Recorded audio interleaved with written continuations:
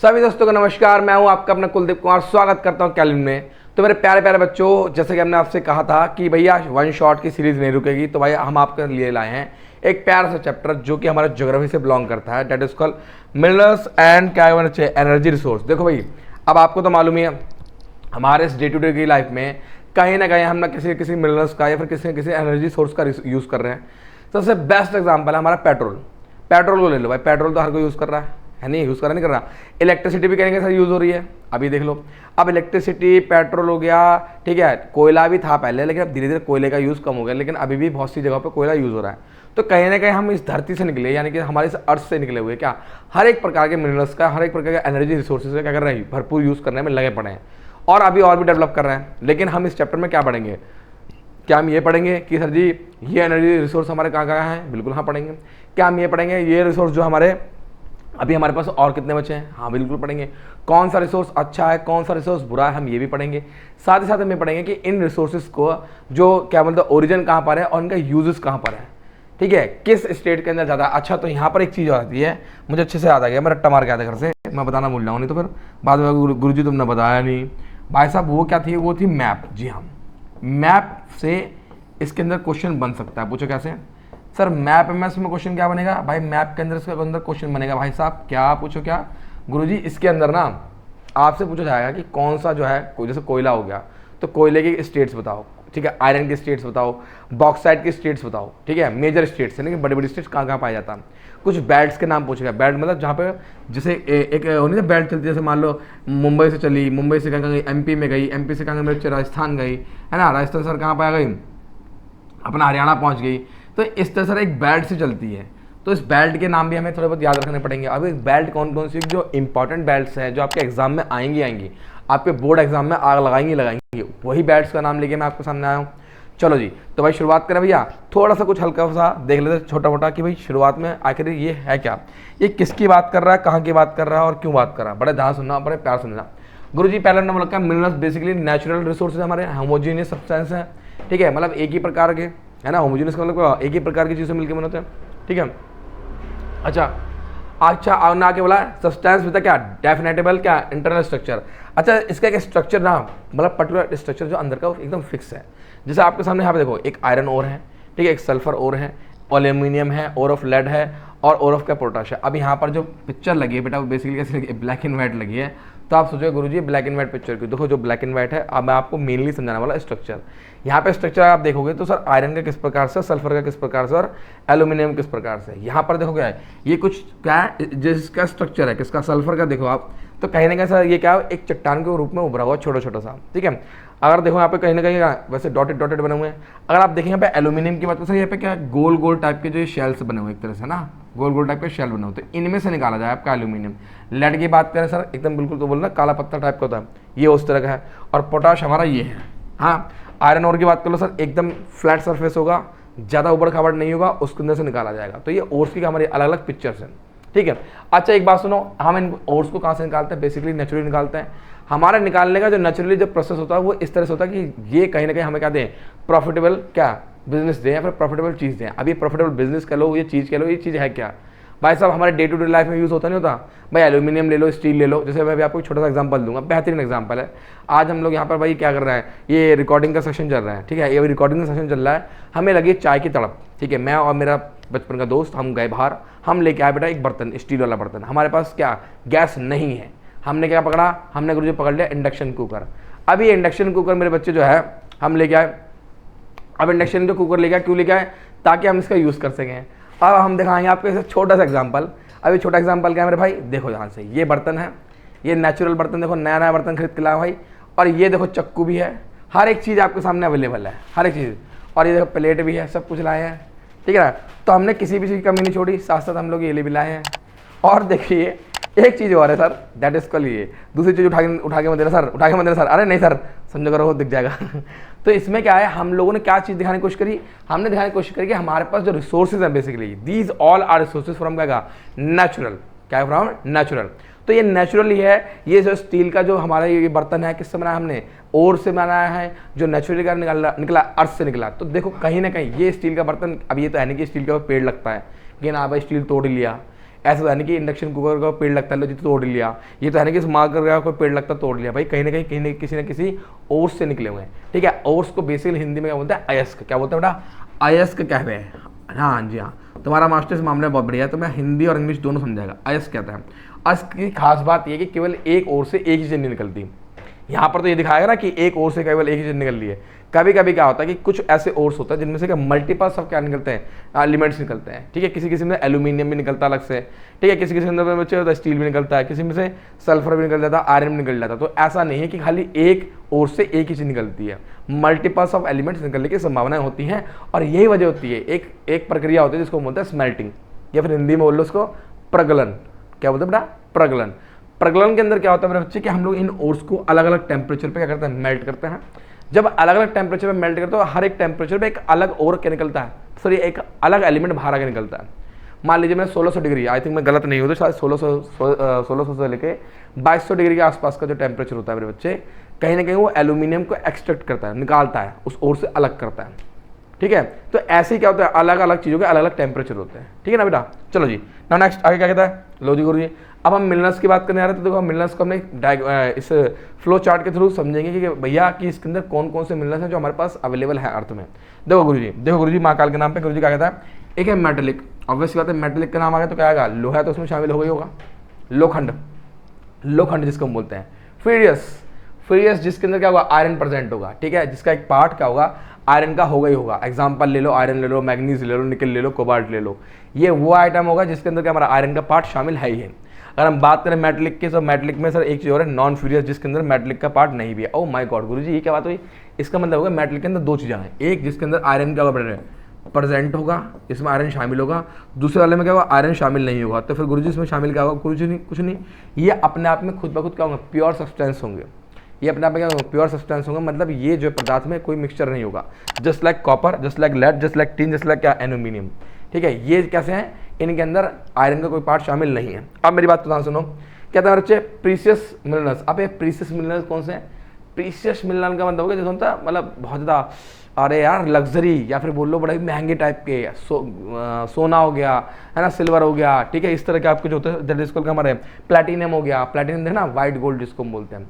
लेकिन भाई एक समस्या है, गोल्ड और प्लेटिनियम में एक छोटा सा मैं आपको अंतर समझाना चाहूँगा। गोल्ड जो है ज़्यादा जल्दी बिक जाता है as compare to platinum. Platinum लोग खरीद के रख लेते हैं बस। ठीक है, परंतु अगर देखा जाए तो प्लेटिनम महंगा है गोल्ड से, परंतु भाई लेकिन जो ट्रेडिशन है, जो वैल्यूशन चल रहा है वो गोल्ड के हिसाब से चल रहा है। ठीक है भाई, बीच बीच में ये छोटी मोटी चीज़ें जानते रह करो, जानकारी है। अब बात करें हम नॉन मेटेलिक की बात कर ले भैया, तो नॉन मेटेलिक क्या कहता है, those minerals in which part of metals are not present. जी हाँ, जिनके अंदर क्या मेटल का पार्ट प्रेजेंट है ही नहीं, जैसे लाइमस्टोन, मार्बल, सैंडस्टोन हो गए। ठीक है ना, माइका हो गया, ये सब चीज़ें कैसी हैं। अब देखो माइका जैसे है, माइका बेटा किस में काम आता है, ये आपको बताएंगे साइंस वाले टीचर। ठीक है, लेकिन मैं आपको समझा दूँ इसमें साइंस वाले टीचर और डीपली समझाएंगे। मैं आपको बताता हूँ, जैसे ये वोल्टेज को रेसिस्ट करने में काम आता है।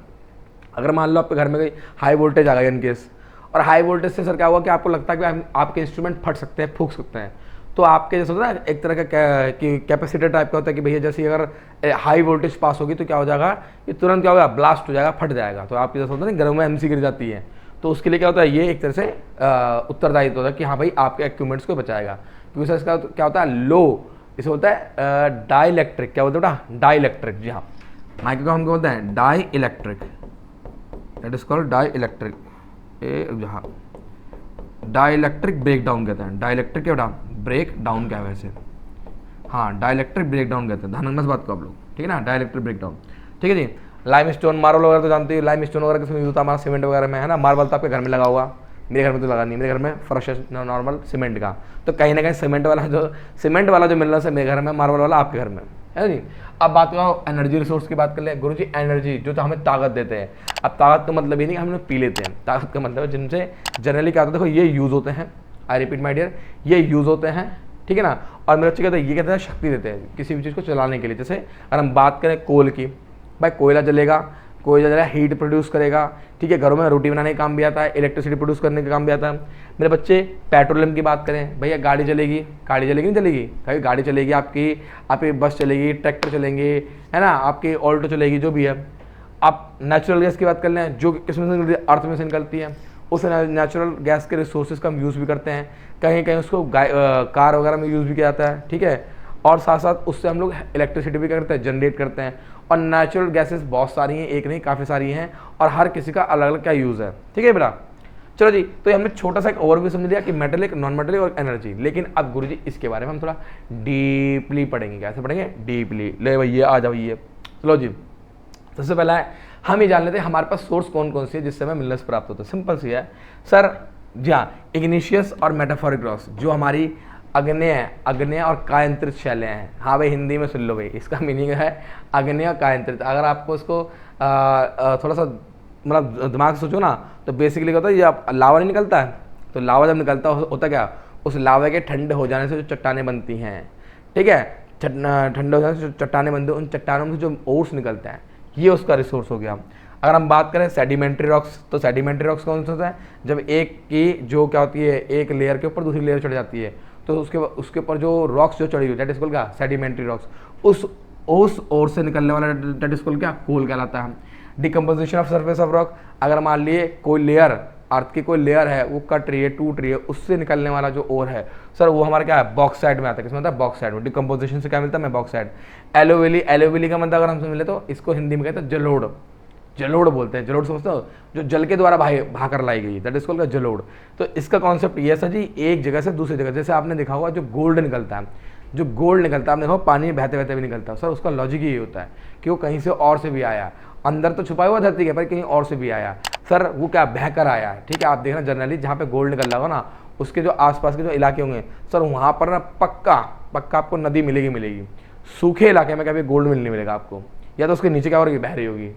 देख लेना, चाहो तो खुदाई करके देख लो, ना मिले तो मैंने नाम बदल देना, पढ़ा छोड़ दूंगा। और बोलो और नेक्स्ट ओशन वाटर। जी हाँ, ओशन वाटर से बेसिकली हम तो जानते हैं यार क्या क्या मिलता है, ये नमक, जी हाँ नमक मिलता है, मैग्नीशियम मिलता है, और क्या मिलता है, ब्रोमाइन मिलता है, ठीक है। अब ये तो हमने सर नॉर्मली जान लिया कि गुरुजी कौन सी चीज़ कहाँ से मिलती है, जैसे बॉक्साइट कहाँ से मिलता है, कोल कैसे मिलता है, कॉपर हो गया, जिंक हो गया, लेड हो गया, कहाँ से मिलता है, ठीक है, गोल्ड हो गया, सिल्वर हो गया, टीन हो गया, प्लेटिनम कहाँ से मिलता है। लेकिन गुरुजी इसके जो यूजेस हैं कहाँ पर हैं, इसके निकलने की जगह कहाँ पर है, ये आप थोड़ा डीपली पढ़ लेते हैं, है ना, कि कहाँ पे काम आते हैं, किन किन चीज़ों का प्रयोग होते हैं। अब ये बताना तो बहुत आसान काम है ना गुरुजी, कि इस वाले से ये निकलता है, इस वाले से वो निकलता है। लेकिन गुरुजी समझाओ सही कि इसका यूज़ कहाँ पे होता है, इसको हम यूज़ कैसे करते हैं, हमारी डेली लाइफ में क्या इनका यूज़ है कि नहीं है, ठीक है जी। आओ नेक्स्ट देखो सर, बहुत सिंपल सी है। पहले तो हम समझेंगे यहाँ पे क्या minerals generally occur in the क्या फॉलोइंग फॉर्म्स, अलग अलग फॉर्म्स में है, ठीक है। पहला नंबर का वेन्स एंड लोड्स इन क्या इग्निशियस एंड मेटाफोरिक रॉक्स। तो ये हमने पढ़ा था ना, हमने क्या पढ़ा, हमने बिल्कुल जस्ट अभी भी पढ़ा कि गुरुजी जब ज्वालामुखी फटता है तो गर्मा गर्म लावा निकलता है, गर्मा गर्म लावा जब ठंडा होगा, उस ठंडे से क्या बनेगी सर, अलग अलग प्रकार की चट्टानें बनेंगी, दैट दीज आर का मेटाफोरिक रॉक्स। तो यही मेटाफोरिक रॉक्स हमें क्या देती है, मेटेलिक मिनरल्स देती है। क्या देती है? Metallic minerals, just like zinc, copper, lead और क्या हो जाएगा बेटा, आयरन, ठीक है, ठीक है, क्लियर बात। नाउ नेक्स्ट अगला मेरे बच्चे क्या है, सेडिमेंट्री मिनरल्स। सेडिमेंट्री मिनरल्स क्या कहते हैं गुरुजी, ये एक तरह का बेड होता है, बेड समझो ना, जब आप उसके ऊपर लेट जाते हो, या फिर एक लेयर होती है, क्या होती है बेटा, लेयर्स होते हैं, यानी एक परत के ऊपर दूसरी परत। जैसे हमारे हाथों के ऊपर स्किन की लेयर है, तो इसी प्रकार से क्या होती है, एक के ऊपर एक लेयर जो चढ़ जाती है, उसमें क्या कहना है, they are formed as a result of क्या, डिपोजिशन और क्या, एक्यूमुलेशन, यानी कि इकट्ठा होने से। मेन मुद्दा क्या, इकट्ठा होने से, यानी कि एक के ऊपर क्या हो रही है, एक के ऊपर एक लेयर चढ़ती जा रही है। और आपको एक बात और समझा दूँ, एक बहुत प्यारी बात सुनना, एक के ऊपर एक लेयर चढ़ रही है, ठीक है, हॉरिजॉन्टल वे में चढ़ रही है, हॉरिजॉन्टल मतलब ऐसे चढ़ रही है, ठीक है, ऐसे एक के ऊपर एक चढ़ गई, फिर चढ़ गई, फिर चढ़ गई, फिर चढ़ गई, ऐसे चढ़ रही है। तो भाई साहब इस प्रोसेस के अंदर ना कोई 2 साल 3 साल लगते हैं, 200 या 2000 साल भी लगते हैं, तब जाके ये चीज़ें बन पाई हैं, ऐसे नहीं बन पाई। आज मैं आपको एक छोटी सी बात और समझाता हूँ। हम लोग जो इंसान बड़े लालची इंसान होता है, हम लोग क्या करते हैं, इन लेयर्स को बनने में तो करोड़ों वर्ष लग गए, लेकिन इनका जो कंजम्पशन है करोड़ों वर्ष नहीं, इनका 100 वर्ष में भी नहीं, बल्कि कुछ दशकों में हमने इनको बहुत कुछ यूज़ कर लिया है। यही वजह है कि मात्र इंसान ने 100 साल के अंदर क्या कर ली, इतना अच्छा डेवलप कर लिया कि 100 साल का जो उन्होंने यूज़ करा है, कंजम्पशन करा है मिनरल्स का और एनर्जी रिसोर्सेज का, वो क्या पिछले 1 करोड़ साल के बनने के समय से क्या कहीं ज़्यादा क्या है, तेज़ी से करा है, लगा लो। अब ये जो सेडिमेंट्री रॉक्स बनने हैं या फिर ये जो इग्निशियस रॉक्स बनने हैं, इनसे निकलने वाले जो बॉक्साइट है, जो मिनरल्स हैं, तुम्हें क्या लगता है कि तुमने आज यूज़ करे कल बन जाएंगे? भाई साहब तुम्हारे आने वाले पीढ़ी की सबके सब मर जाएंगे, ताय शब्द जाके पता नहीं कब आया है, 10,000 साल के बाद शायद तुम्हें मिले, जस्ट इमेजिन भाई सब, जस्ट इमेजिन, समझे। अब देखो इसके अंदर जो हमने बेसिकली सेडिमेंट्री की बात करी, जिप्सम की बात करी है, पोटाश की बात करी, उसकी बात करी, सॉल्ट की बात करी है, ठीक है ना। जिप्सम तो आपको मालूम ही है किस में यूज होता है ना, सीमेंट वगैरह में। आ जाओ नेक्स्ट बेटा, अनदर मोड ऑफ फॉर्मेशन कौन सी है, इन्वॉल्व डिकम्पोजिशन। अब इसका सिंपल फंडा ये है कि ये surface of rock and the removal of क्या soluble content living and residual mass of क्या weathered material containing the ores. इसका सिंपल सा फंडा ये है, बहुत सिंपल फंडा। ये बहुत प्यारी बात करेंगे गुरुजी, इसमें पता क्या होता है, एक रॉक है, एक चट्टान है, उसके ऊपर क्या होती है, मान लो सॉल्युबल वो कंटेंट जो घुलनशील है, मान लो पानी से, हवा से, वो कट गया, उस लेयर को हट गया, उसके बाद जो निकलता है, ठीक है, उसके बाद जो निकल रहा है डिकम्पोजिशन की वजह से जो बनता है, वो जो कंटेंट बनता है, दैट इज कॉल्ड का डिकम्पोजिशन ऑफ क्या गा और, या फिर डिकम्पोजिशन ऑफ क्या गा रॉक्स, ठीक है। उससे निकलने वाले जो ऑर्स होता है दैट इज कॉल्ड क्या बॉक्साइट। इसमें कौन सा शामिल है, बॉक्साइट शामिल है। अगला प्लेसर डिपॉजिट, बहुत सिंपल है। Certain mineral occur as a alluvial, जैसे मान लीजिए बहकर आए, ये नदी में बह के आए हैं, लो जी गंगा नदी में बह के आए हैं, गंगा नदी में क्या है, ठीक है। अब जहाँ डेल्टा बनना है, सुंदरबन का डेल्टा, वहाँ पे मिल रहे हैं। अब मिलने के बाद साइडों में क्या होता है मेरे बच्चे, साइडों में इकट्ठे होते रहते हैं। तो साइडों में जो इकट्ठे हो रहे हैं ना, डेल्टा के साइडों में इकट्ठे हो रहे हैं, दैट इज कॉल्ड क्या एलुविली, क्या बोलेंगे एलुविली। जलोड़ क्या बोलते हैं, जलोड़ कहते हैं, क्या बोलते हैं जलोड़, जो जल से बहकर आए हैं। जनरली इसमें हमने क्या माना, गोल्ड है, सिल्वर है, टिन है और क्या प्लेटिनम है, ठीक है ना, दानव नाम। और एक बात सुनना, एक खास बात और है, गोल्ड में जंग नहीं लगती, सिल्वर में जंग नहीं लगती और प्लेटिनम में भी जंग नहीं लगती, ठीक है ना। कल कोई मत बोलना गुरुजी पानी में तो जंग लग जाएगी, ना ना ना, ऐसा कुछ नहीं होता। अब है नेक्स्ट ओशन वाटर। तो ओशन वाटर में हम समझ चुके हैं बेसिकली कॉमन क्या है, सॉल्ट है, मैग्नीशियम है और हमारा क्या बेटा ब्रोमाइन है। अब गुरुजी ब्रोमाइन क्या होता है, सॉल्ट क्या होता है, सॉल्ट तो नमक होता है, ब्रोमाइन का थोड़ा एग्जाम्पल समझाओ, मैग्नीशियम का एग्जाम्पल समझाओ। आ जाओ मैं समझाता हूँ आपको किस तरह से ये लोग यूज़ करते हैं। आ जाइए, चलिए देखिए कहता है, अच्छा एक बड़ी प्यारी चीज़, इंटरेस्टिंग फैक्ट, ये बड़ा प्यारा क्वेश्चन है, इसको बड़े ध्यान सुनना। That is called important, that is called क्या है, ये इंपॉर्टेंट है। गुरुजी इंपॉर्टेंट ये कैसे, जरा आप समझाओ, हमको भी जरा समझाओ, हम भी समझें कि इंपॉर्टेंट है तो कैसे है। सर जी ये इंपॉर्टेंट ऐसे है कि रैट होल माइनिंग कहते हैं, चूहे वाली जो खदान होती है उसको हम क्या कहते हैं, rat hole mining. Rat hole mining basically पता है कौन लोग करते हैं, ये वो लोग करते हैं जो एक ही परिवार के होते हैं, एक फैमिली के होते हैं। मतलब क्या करते हैं, जब उनको पता लग जाता है कि हाँ यार इस जगह है, ये मान लो पहाड़ है, ये इतना बड़ा पहाड़ है, ठीक है। अब इन्हें मालूम है इस पहाड़ के अंदर ना यहाँ पे ना कुछ मिल रहा है, लोहा मिल रहा है, प्लेटिनम मिल रहा है, कुछ भी मिल रहा है, वट मिल रहा है। ये सारे परिवार के लोग ना यहाँ पे इकट्ठे होते हैं, यहाँ पे खोदना चालू करते हैं और उसकी जो खुदाई ना बिल्कुल चूहे के बिल की तरह करता है। ये नहीं कि जैसे बड़ी बड़ी माइंस होती हैं, उड़ा दिया, ब्लास्ट कर दिया, ना ना ना, चूहे की तरह क्या रखा है यहाँ पे। ये कहाँ पे होता है, चेरापूंजी में और क्या जुआई में, इंडिया में जुआई में और चेरापूंजी में, नॉर्थ ईस्टर्न इंडिया में होता है। Done by the family members, देखो किससे होता है, फैमिली मेम्बर्स से, लो जी लो, फैमिली मेम्बर्स होता है। और एक लॉन्ग नैरो टाइप के टनल बनाते हैं जिसको हम क्या बोलते हैं, रैट होल माइनिंग कहते हैं, क्योंकि सर इसमें ना नैरो होती है, छोटी होती है, बस इतनी करते हैं जिससे इनका काम चल जाए, जिससे ये लोग क्या कर सकें, चोरी कर सकें। और बेसिकली इंडिया के अंदर इलीगल है, क्या बेटा ये इलीगल है, हाँ जी हाँ। क्योंकि भाई एक परिवार वर्ग का बंदा अगर माइनिंग करता है तो सर जी उसको कानून हक दिया जाएगा। जैसे मैं आपको समझाता हूँ तरीका, इंडिया के गवर्नमेंट का बहुत प्यारा रूल है, पूछो कैसे, कि गुरुजी अगर तुम्हारे घर के नीचे मान लो पेट्रोल निकल गया, गोल्ड निकल गया, सिल्वर निकल गया तो उनका होता है, लेकिन गलती से मेरे घर में गांजा निकल गया, अफीम निकल गया, चरस हो गई तो मेरा होगा। तो यही चीज़ है, सिंपल सी बात है। तो ये बेचारे परिवार वाले क्या करते हैं, ये खुदाइयाँ करते हैं, किसके लिए, अपने परिवार को चलाने के लिए। अब वो क्या बोलते हैं, गवर्नमेंट क्या कहती है, भाई साहब ये तो हमारा है, इस पर तुम्हारा हक कैसे हो गया। गलती से तुम्हारे घर के नीचे निकल ही भी गया, भाई साहब तुम्हें पैसे दे के तुम्हारा घर तुम्हारे से ले लेंगे गवर्नमेंट। क्यों, क्योंकि उन्हें डर लगता है कि ये जो चीज़ें हैं तो गवर्नमेंट के हाथों में होनी चाहिए, ये प्राइवेट सेक्टर के हाथों में कैसे जा सकती है। अगर प्राइवेट सेक्टर के हाथ में चली गई तो सर मार्केट प्राइस में बहुत समस्या हो जाएगी, अपनी मन मर्जी के मुताबिक बेचेंगे, क्या करेंगे, ब्लैक करेंगे, है नहीं है। चलो जी नेक्स्ट, अब सुनाओ, आपने सुना होगा पिक्चर देखो रईस, तो रईस के अंदर आपने सुना ना शराब को ब्लैक करता, वो गुजरात में शराब बैंड है, ठीक है, इस तरह से उस तरह से दिखाया था। अब सीन क्या है, सीन ये था कि भारत की जो शराब आती है सस्ती आती है, अब वो दूसरी स्टेट के अंदर जाके क्या महंगी बेचते हैं। मान लो अगर मैं छोटी सी बात करूँ, हरियाणा में सस्ती है, दिल्ली में थोड़ी महंगी है, यूपी में थोड़ी और महंगी है।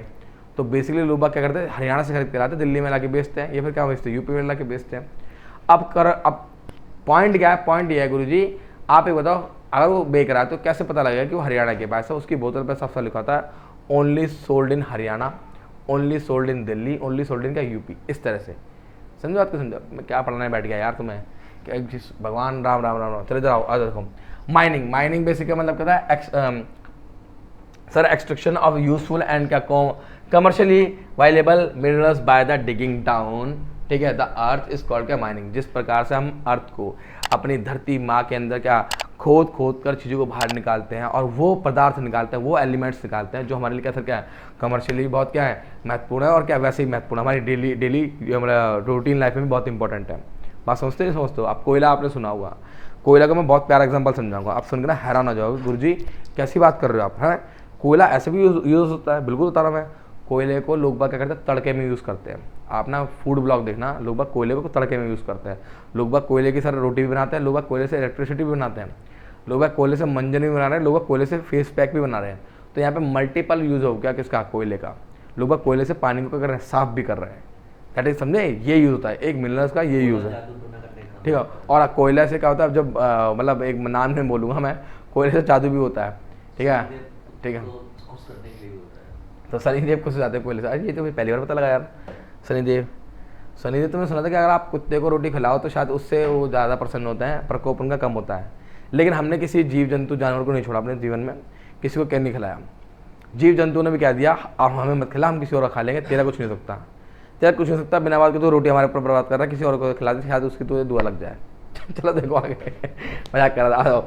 अब हजार्ड्स ऑफ माइनिंग देखिए, अब माइनिंग के क्या नुकसान है, ठीक है। हजार्ड्स ऑफ माइनिंग के मतलब नुकसान क्या क्या नुकसान, ऑब्वियस सी बात है। अरे एक बात समझाओ, अगर आप धरती में खोद रहे हो, भगवान ने अब पिक्चर देखी तुमने पुरानी पिक्चर, KGF नहीं देखी तुमने, KGF में देखा ना, वो माइनिंग के अंदर जाते हैं, खोदते रहते हैं, खुदते रहेगा।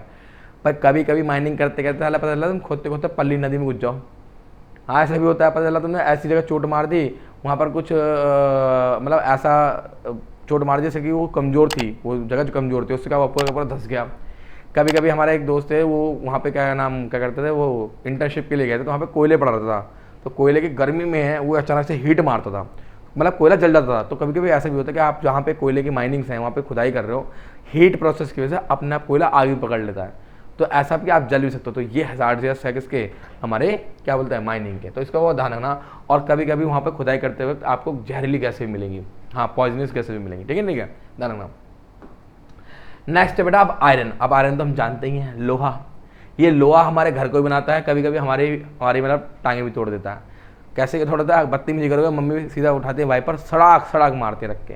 तो लोहे का यूज़ ये भी है। चलो देखो ध्यान से क्या कहता है। पहला यूज़ है बेसिक मिनरल, ऑब्वियसली बात है, हमें शरीर में भी लोहे की ज़रूरत होती है। अब लोहे की ज़रूरत हमें शरीर के अंदर, तो इसका मतलब नहीं हम लोहा खाने बैठ जाएंगे।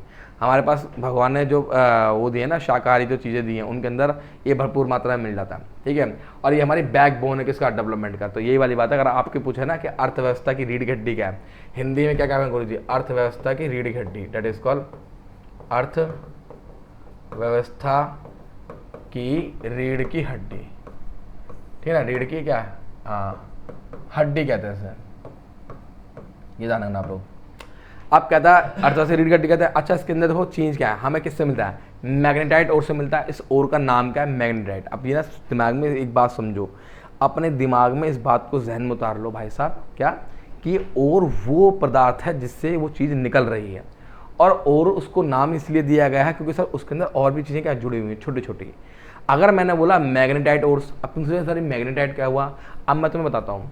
जैसे मेरा नाम कुलदीप कुमार है, आप जो पढ़ रहे हो आपका नाम भी कोई पिंटू चिंटू मिंटू कुछ होगा, ये आपके बाप ने रखा है, ठीक है। मेरे बाप ने मेरे पिताजी मेरे फाउंडर हैं, आपके पिताजी आपके फाउंडर हैं। तो जिसने जो फाउंड करा उसने उसका नाम दे दिया। जैसे न्यूटन प्रोटॉन है, तो न्यूटन किसी न्यूटन ने खोजा, प्रोटॉन किसी प्रोटॉन वाले बंदे ने नाम ने खोजा, है नहीं है। इस तरह से तो लोगों ने अपने अपने आविष्कार को अपने अपना नाम दिया है। ओम्स लॉ बेसिकली ओम्स के द्वारा खोजा गया।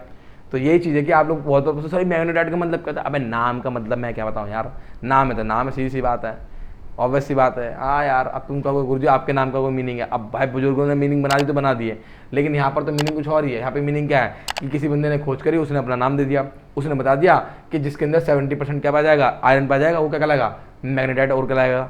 देख लो जी, है नहीं, उसने बता दिया सर मैग्नेटाइट के अंदर बहुत अच्छी इसमें मैग्नेटिक क्वालिटी होती है और यूजफुल कहाँ पता, इलेक्ट्रिक इंडस्ट्री में होता है। बोलो हाँ, होता नहीं होता, बिल्कुल गुरुजी होता है।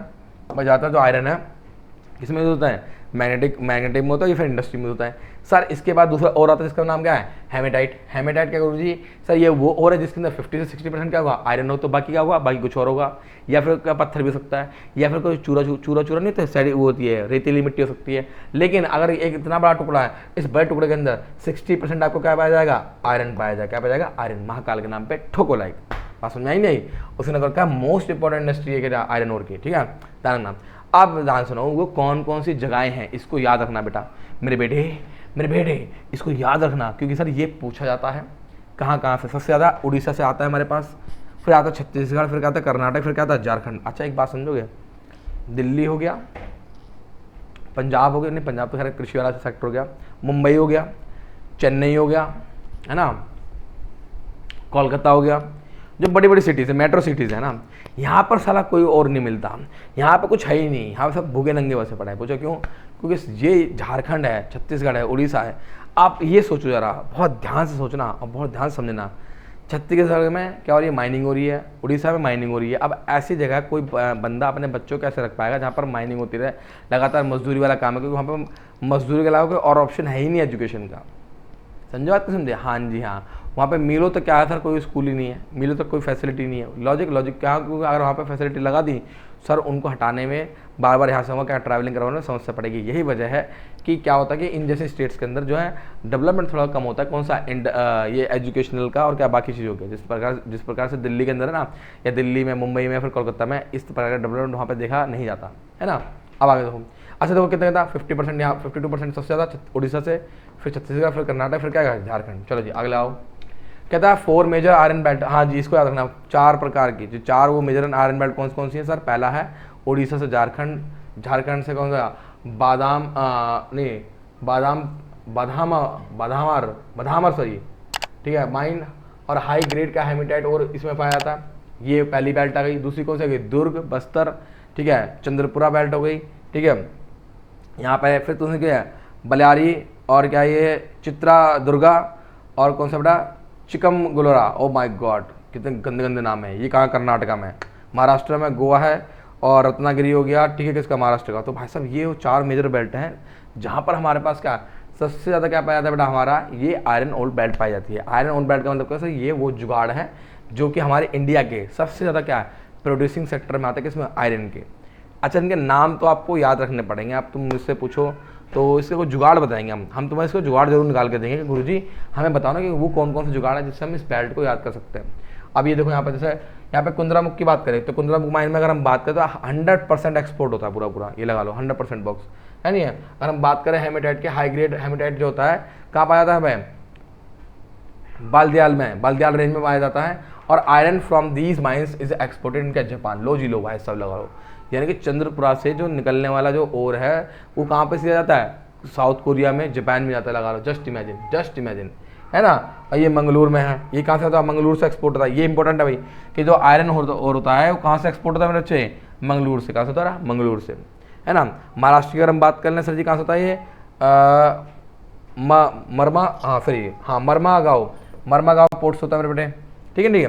तो मेरे बच्चे कहीं ना कहीं देखो आप इन तीनों, 1 2 3, ये तीनों जो चीज़ें हैं, ये जो तीनों चीज़ें हैं मेरे बेटे क्या हो रही हैं? कहीं कहीं सर क्या कर रही हैं? एक्सपोर्ट करी जा रही हैं बाहर के देशों में। तो आयरन इंडस्ट्री बेसिकली हमारी वो इंडस्ट्री है जिसके अंदर हम लोग सभी चीज़ों को क्या करते हैं? एक्सपोर्ट करते हैं। कहाँ? बाहर में। इसीलिए बाहर की जो कंट्रीज़ हैं वो सबसे बेस्ट आयरन किसका मानती है? हमारे इंडिया का आयरन मानती है। जी हाँ, यही वजह है। और हमारे यहाँ पे इतना लोहा है कि पर कैपिटा यानी कि पर पर्सन हम अगर लोहा यूज़ भी कर लें उसके बाद भी हमारे पास क्या एक्स्ट्रा लोहा बच जाएगा। लगा लो, जस्ट इमेजिन, है नहीं है। चलिए, तो ये आप चारों बेल्ट याद रखना, ठीक है। इन बेल्टों को हम बताने का एक जुगाड़ बताएंगे जिसमें आपको एक शॉर्ट आएगा, छोटा सा शॉर्ट समझते ना, एक वीडियो आएगी इसके अंदर मैं समझाऊँ कि आपको इस बेल्ट को कैसे याद रखना है, ठीक है जी। चलिए नेक्स्ट, हाँ जी, यह है कुंद्रामुख। तो कुंद्रामुख की अगर बात करें तो कुंद्र मीन्स क्या? हॉर्स, ठीक है। The highest peak in the western Ghat, जो हमारा वेस्टर्न घाट से यानी कि पश्चिमी जो घाट है मेरे बेटे, वहाँ के सबसे टॉप की चोटी है। Karnataka resemble the face of the horse, similarly the क्या? बलियालदिला हिल्स लाइक का हम्प ऑफ एन का ox and the hence its name. इनकी जो बनावट है, उस बनावट की वजह से क्या इनका नाम रखा गया है। लोमड़ी के आकार की इनकी बनावट है वहाँ पे जो बना हुआ है पहाड़ से। और उसकी जो टॉपेस्ट बेटा जो पीक है सर, डेट इज कॉल्ड क्या बेटा? कुद्र, डेट इज कॉल्ड कुद्र। हाँ ठीक है, कुद्र। और कुद्र किसका सिंबल है बेटा? घोड़े का सिंबल है। तो मतलब ये इसलिए बोला गया कि मतलब 1 मार्क के क्वेश्चन में आ सकता है, अदरवाइज इसको ज़्यादा सीरियस लेने की जरूरत नहीं है ना। कहीं आप टेंशन में जाओ, गुरुजी ये क्या हो गया, गुरुजी क्या हो गया, है ना। ध्यान रखना। नेक्स्ट, मैग्नीज बड़ा प्यारी चीज़ है भाई। मैग्नीज को अगर हम बात करें तो स्टील के प्रोडक्शन में लगाते हैं। अगर आप सोचें ना, मैग्नीज स्टील है ना, स्टेनलेस स्टील से बनाना। आजकल जो बर्तन बनने हैं वो स्टेनलेस स्टील के बनने हैं, है ना। और स्टेनलेस स्टील गुरु जी किस काम में आता है आपको मालूम ना, बहुत सॉलिड होता है। देखो लाइट तो होता है, आयरन के मुकाबले लाइट होता है, माना कि आयरन के मुकाबले लाइट होता है, लेकिन सर क्या होता है, सॉलिड बहुत होता है, ये भी ध्यान होगा। और सबसे खास बात यह है, रस्टिंग नहीं होती इसमें। इसमें क्या होता है, जंग नहीं लगती। जी हाँ, ये तो टूटेगा, ये तो पिटेगा, कुछ होगा, लेकिन रस्टिंग की वजह से कभी नहीं जाएगा। जैसा होता है लोहा, साला लोहा गल जाता है तो वो गलेगा नहीं है ना। ये ब्लीचिंग पाउडर पेस्टिसाइड में यूज़ होता है ना, पेंट में यूज़ होता है। कहाँ पाया जाता है बेटा, मध्य प्रदेश में पाया जाता है, महाराष्ट्र में, उड़ीसा में, कर्नाटक में, और किसमें, आंध्र प्रदेश में। ये वो स्टेट्स है जहाँ पे सबसे ज़्यादा हमारा मैग्नीज पाया जाता है ना। नेक्स्ट आगे देखो, आप कहता है कॉपर। भाई साहब कॉपर तो हमने देख लिया, मालेबल होता है। एज आप कॉपर को पीट पीट के लंबी लंबी पतली पतली चादर बना सकते हो। और ये गुड कंडक्टर ऑफ कहता है इलेक्ट्रिसिटी, यानी कि गुड कंडक्टर ऑफ इलेक्ट्रिसिटी। आपने शायद 8th क्लास में पढ़ा भी होगा कि कॉपर के अंदर से करंट बहुत तेजी से बहता है। जैसे मैं आपको एक बहुत प्यारा एग्जांपल बताऊँ, मेरे ऊपर एक पंखा लगा, इसके अंदर जो वाइंडिंग है पहले वो थी एल्यूमिनियम की होती थी।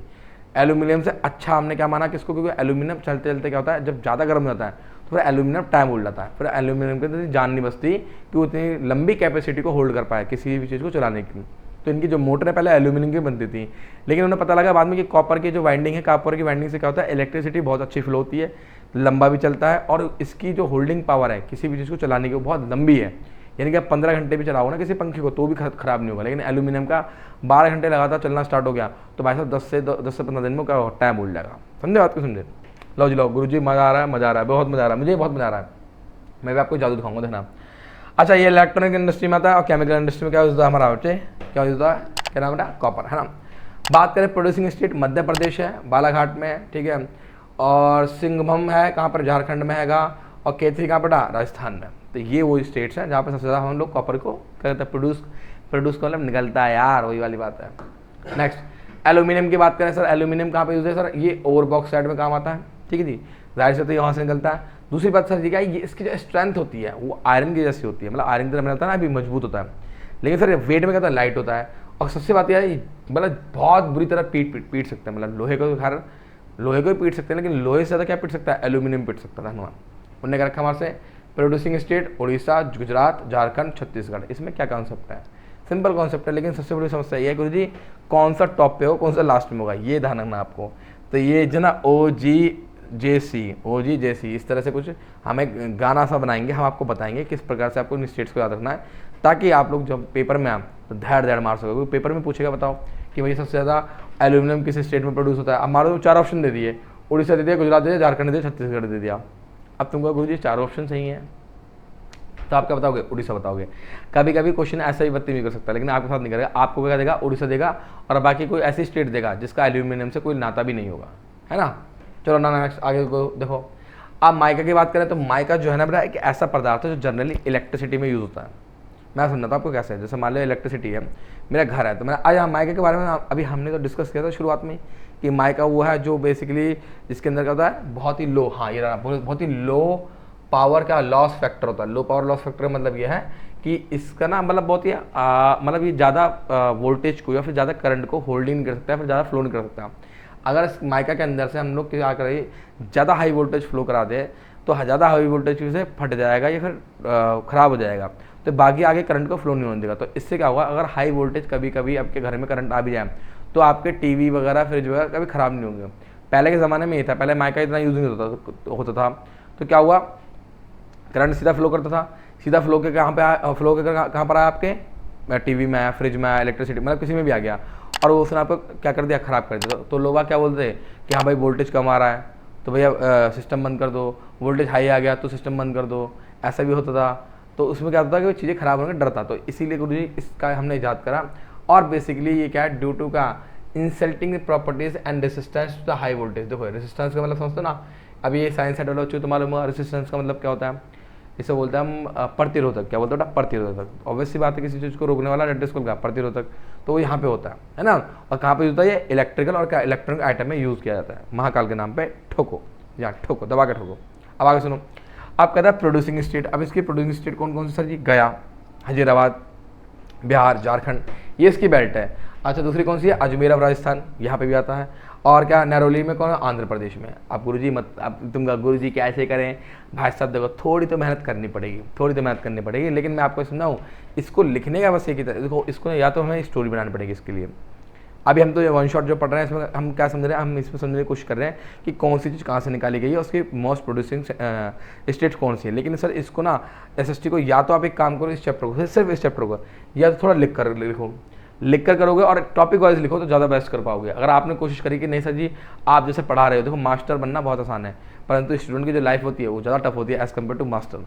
मास्टर आपको घुमा सकता है, बरला सकता है, लेकिन स्टूडेंट क्या होता है वही पढ़ेगा जिसको एक्चुअली सही होना चाहिए। तो इसीलिए मैं आपको समझा रहा हूँ, इसको पढ़ने का एक बेस्ट तरीका ये है, आप इसको थोड़ा लिखो और इतने ही पॉइंट में लिखो। जैसे मैंने 2-2 पॉइंट लिख रखे ना, आप 2-2 पॉइंट लिखो, आप चीज़ों को याद कर लोगे। लेकिन अगर आपने एनसीईआरटी को चाटने की कोशिश करी तो एनसीईआरटी आपको चाट जाएगी सर, उसके अंदर इतने बड़े बड़े पैराग्राफ, बताओ पागल नहीं हो जाओगे तुम लोग, जस्ट इमेजिन, है ना। आ जाओ आगे। आगे गुरु जी क्या कहता है, limestone, oh my God, sedimentary rocks होता है। गुरु जी आपने हमें पढ़ाया था ये बेसिक रॉ मटेरियल किसका, इंडस्ट्री का भी आपने पढ़ाया था। इंडस्ट्री में सीमेंट में क्या यूज होता है, सेडिमेंट्री रॉक्स यूज होता है, यानी कि लाइमस्टोन यूज होता है। और कहीं ना कहीं सर ये ब्लास्ट फर्नेस का मतलब वो ज्वलनशील भट्टियाँ नहीं होती, भट्टियाँ, उन भट्टियों में यूज होता है किसको, आयरन ओर को पिघलाने के लिए। समझ में आ रही बात, समझ आ रही है। तो महाकाल के नाम पे ठोको क्या, लाइक।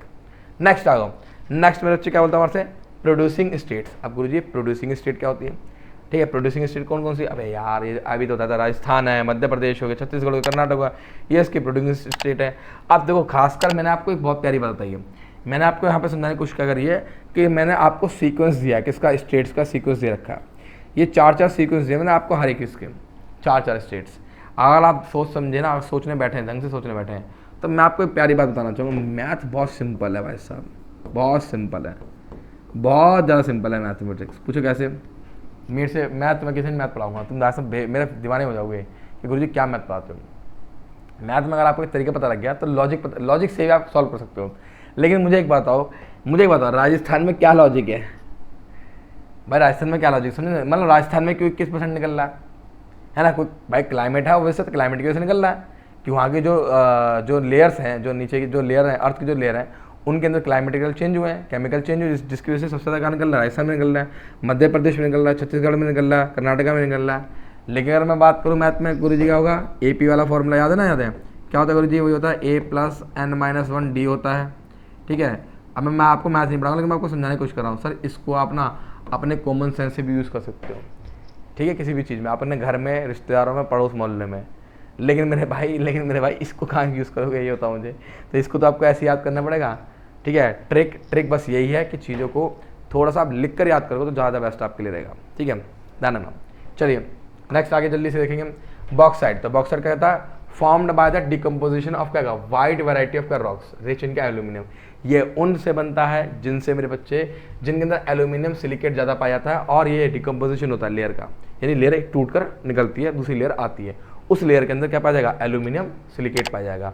और सर इसका जो लीडिंग स्टेट है ऑफ बॉक्साइट के प्रोडक्शन में, वो मेरे कौन कौन है, उड़ीसा है, ठीक है, जो कि 45% प्रोड्यूस करता है, ठीक है, 45% प्रोड्यूस करता है। और उसके बाद मेरे कौन कौन आता है, जी हाँ, मतलब ओ माय गॉड, यानी कि टोटल बॉक्साइट जो इंडिया के अंदर टोटल बॉक्साइट है उसका 45% मात्र किसका था, उड़ीसा से था।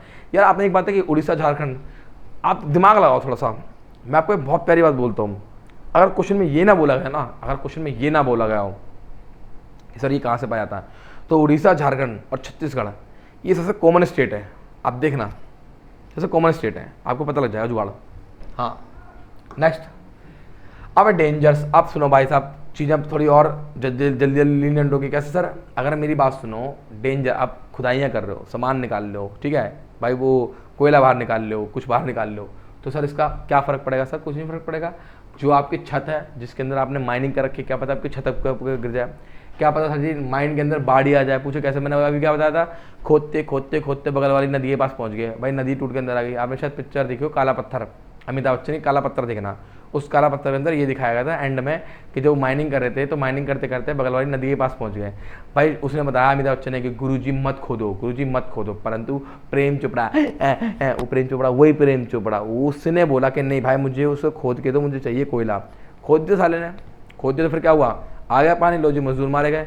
लेकिन भाई अमिताभ बच्चन ने सबको बचाया, अपने दोस्त को लेकिन खो दिया, है ना। आप कहता है fires in coal mines is a contest threat to the mine. हाँ अब देखो यही बात मैंने अभी समझाई थी, अपने दोस्त की कहानी बताई थी। वो भाई कहाँ पर इंटर्नशिप कर रहा था कोयले वाली जगह पे। अब वहाँ पर क्या होता है, गर्मा गर्म हीट रहती है 24 घंटे, गर्मी के अंदर टेम्परेचर 45 डिग्री हो गया, भाई कोयला तो अपने आप जल जाएगा, आग लग जाएगी महाकाल के नाम पे, है ना। तो ये खतरा भी होता है। वहाँ से निकलने वाला डस्ट, आधे बंदे सारे डस्ट से मर जाते हैं, पत्थरी से मर जाते हैं, क्यों, इतना उनके अंदर धुआं धक्कड़ जाता है, पत्थरी हो जाती है, गैसेस से मर जाती है, जहरीली गैसें निकलती हैं। ऐसा नहीं है कि खुदाई करने बैठ गए तो पानी आएगा, कुछ लेयर तक, कुछ फुट तक पानी आएगा। उसके बाद फिर क्या होगा, आपके पास क्या होगा भाई साहब, भाई इतनी गंदी गैस आती है, मतलब जहरीली गैस होती है, लगा लो मर जाओगे आप लोग, ऐसे भी होता है ना। कुछ गंदे आपको क्या जाएंगे, डिसीज हो जाएंगे, मतलब स्किन डिसीज हो जाएगा, आपको कोई बीमारी हो जाएगी, कोई कोड वैसा फैल जाएगा, है ना।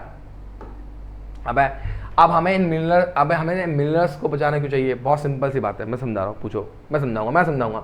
भाई ऑब्वियस सी बात है, इनको बनने में बहुत समय लगा है, हज़ारों साल लगे, लाखों साल लगे, तो ऑब्वियस सी बात है लाखों साल लगे, तो भैया एक बात हो, इसको अभी खा लोगे क्या, इसको अभी खा लोगे नहीं ना, इसको धीरे धीरे यूज़ करना ताकि हमारे आने वाली जो फ्यूचर जो पीढ़ी है उसको भी यूज़ कर सके। देखो मिल गया पॉइंट।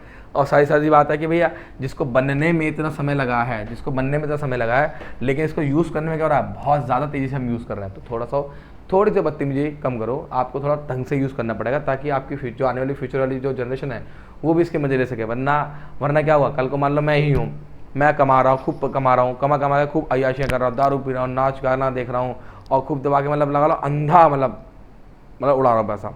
कल को मेरे बालक हो गया, क्या बोलेंगे जब वो बड़े जाएंगे कि हमारा जो बुड्ढा था, यानी हमारा जो बाप था, उसने तो हमारे लिए कुछ छोड़ा ही नहीं, मुझे घर से बाहर निकाल देंगे। तो जब आप अपनी फ्यूचर जनरेशन के बारे में कुछ नहीं सोचोगे तो फ्यूचर जनरेशन आपके लिए कुछ सोचेगी। सोचो, जस्ट इमेजिन, है नहीं है।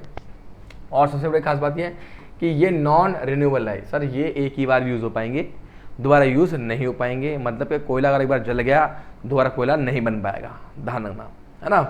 चलो जी नेक्स्ट आ गया, we should use the minerals as a plant. हाँ, अब देखो हम किस प्रकार से बचा सकते हैं सर, हमें एक तरीके से सब्सटेंशियल तरीके से करना पड़ेगा। ऐसा नहीं है, यूज़ भी करना है परंतु मैनर से, ताकि आने वाली पीढ़ी यूज़ कर सके। हमें ऐसी टेक्नोलॉजी को इम्प्रोवाइज़ करना पड़ेगा जो कि लो कॉस्ट में बेटर यूज़ दे सके किसी भी एलिमेंट का। हमें कोशिश करना चाहिए कि हमें ज़्यादा से ज़्यादा मेटल्स को रीयूज़ करना चाहिए, रीयूज़ मतलब रिसाइकिल करना चाहिए। हमें कोशिश करना है कि जहाँ पर भी हम माइनिंग वगैरह कर रहे हैं, प्रोसेसिंग वगैरह कर रहे हैं, वहाँ पर वेस्टेज कम हो। मतलब कि जैसे कोयला निकालते हैं तो कोयला निकालते समय कोयले का पत्थर निकलता है। अब कोयले का पत्थर का तो टकरा के चूरा हो जाता है, तो कोशिश हमारी क्या होती है कि उसे टकराने से रोका जाए, कम से कम उसका चूरा बने, है नहीं है। उन्होंने क्या रखा भाई, कंट्रोल एक्सपोर्ट ऑफ मिनरल्स। हाँ, हमें ये भी कोशिश करनी है कि ज़्यादातर जो मिनरल्स हमारे इंडिया में रहें। अगर हमारे इंडिया के मिनरल्स बाहर नहीं जाएंगे तो ऑब्वियस सी बात है उनका यूज़ क्या होगा, बराबर कर पाएंगे हम लोग। जब बाहर के लोगों को हमारे मिनरल्स मिल जाएंगे तो फिर हमारे लोग तो क्या भूखे नंगे मर जाएंगे भाई, है नहीं है ना। नेक्स्ट आगे देखो, आप गुरु जी को बोलता है, अब आता है हम कुछ कन्वेंशनल रिसोर्सेज के ऊपर, जी हाँ, पावर मिनरल्स के ऊपर जो हमें शक्तियाँ देते हैं। पहला कौन सा हो गया, कोल। तो कोल कौन सा बेटा, फॉसिल फ्यूल।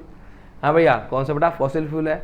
अब जिसको हम बोलते हैं जीवाश्म ईंधन, क्या कहते हैं गुरु जी, जीवाश्म ईंधन, जो गुरु जी किससे मिलकर बना है, जीवों से मिलकर बना, डेट इज कॉल्ड जीवाश्म ईंधन। अगर हम बात करें तो बचपन में गुरुजी ने हमें कहानी सुनाई थी। गुरुजी ने क्या बताया था, गुरुजी ने कहा था, गुरुजी ऐसा है जो जीव जंतु, ठीक है, जानवर वानवर क्या हुआ, पेड़ पौधे सब दब गए, चट्टानों के नीचे दब गए, मर गए, है ना। उसके बाद क्या हुआ सर, वो बिना किसी एब्सेंस ऑफ क्या, सूरज की किरणों के, बिना किसी एयर के, बिना किसी टेम्परेचर के, और लेकिन टेम्परेचर नहीं सॉरी हीट के, हाँ हीट के प्रेशर से आके केमिकल रिएक्शन से किस में बदल गया, एक ठोस पत्थर में बदल गया, जिसको हमने क्या नाम दिया, कोल नाम दिया। इसके अंदर क्या होती है, कार्बन की मात्रा ज़्यादा होती है ना। अब फिर क्या कहता है सर, इसका हम बेसिकली कहाँ यूज़ करते हैं, सुनना बहुत ध्यान से। 3-4 प्रकार के कोयले हैं, लिग्नाइट, बिटुमिनस, एंथ्रासाइट और कौन सा, पीट। ये 4 टाइप के कोयले हैं। चारों का यूज़ अपने अपने जगह अलग अलग है। लिग्नाइट बेस्ट क्वालिटी आता है, बिटुमिनस उसके बाद आता है, फिर एंथ्रासाइट आएगा, फिर क्या आएगा, पीट आएगा।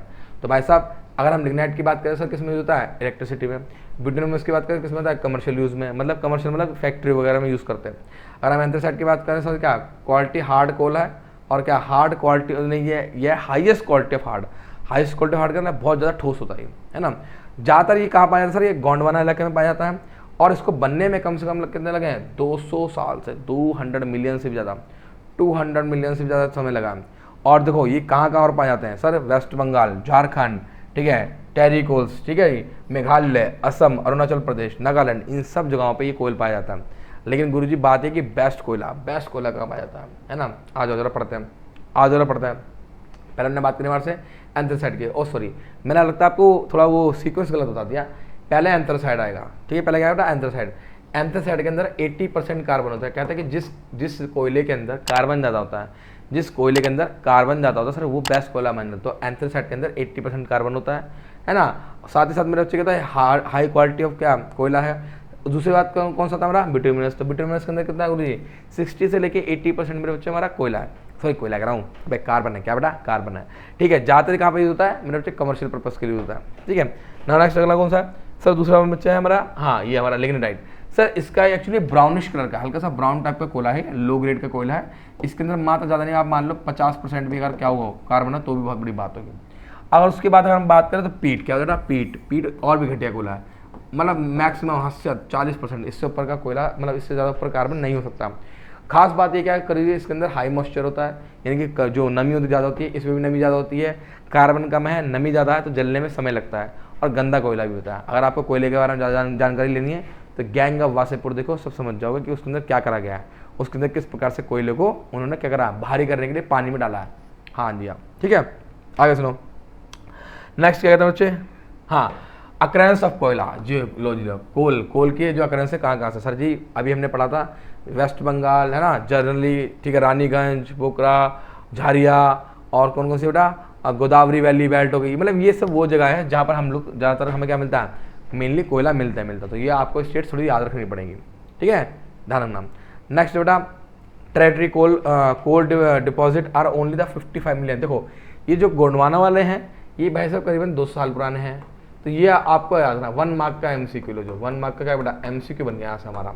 ये 200 मार्क के हैं, सॉरी 200 मिलियंस पुराने हैं।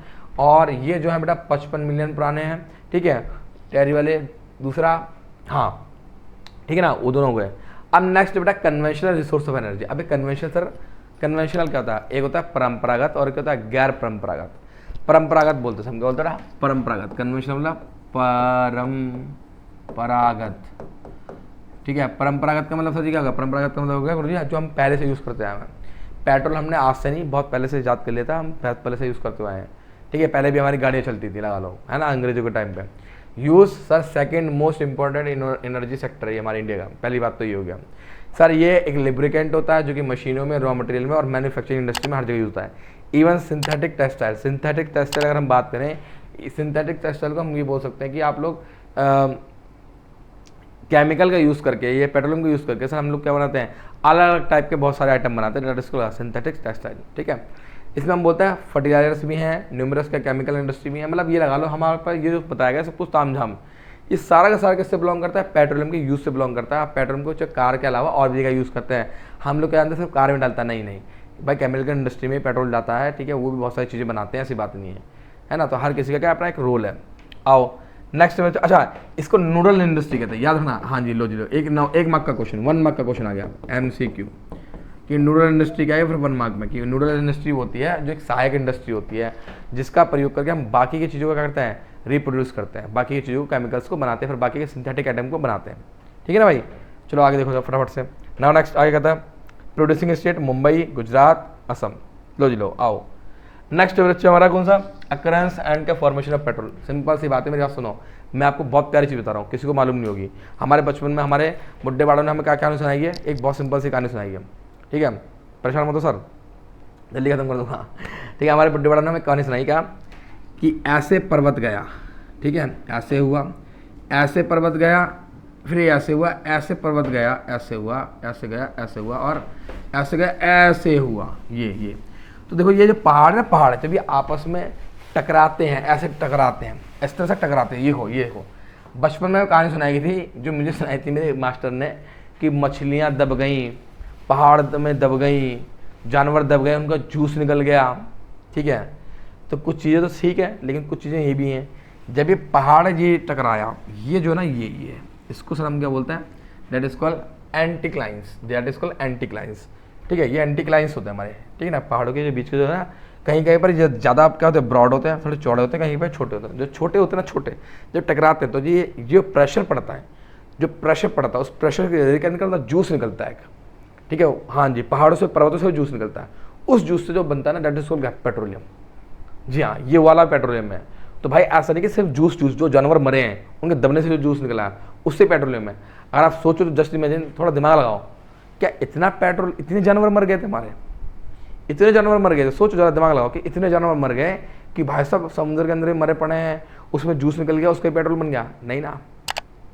तो कुछ इनका भी रोल है, इन पहाड़ों का कुछ रोल है, ठीक है, इनसे भी क्या निकलता है, हमारा पेट्रोल बनता है, ठीक है।